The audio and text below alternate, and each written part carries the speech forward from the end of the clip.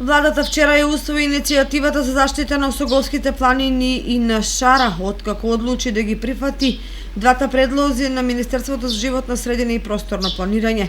Со тоа Осоговските планини се прогласуваа за заштитено подрачје во категоријата 5 заштитен предел, а Шар планина за заштитено подрачје во категоријата национален парк. Во периодот што предстои, во склад со законската процедура за прогласување заштитени подрачја, ќе бидат спроведени јавни расправи по предлозите со локалното население, како и сите засегнати страни.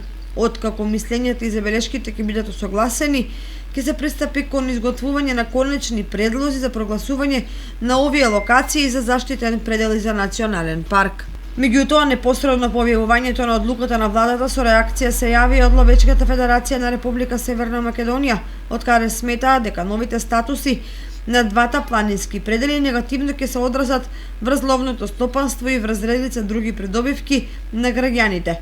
Дотолку повеќе што на ваква иницијатива и одлука се противело и Министерството за земјоделство, шумарство и водостопанство.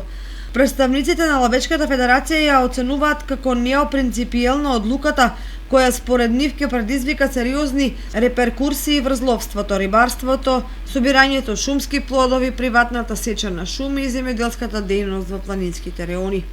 Ловечката федерација на својот фејсбук објави дека профитерите од овие проекти ќе инкасираат милионски суми на штета на ловството и повикаат да се стопира целата постапка за прогласување на заштитените подрачја.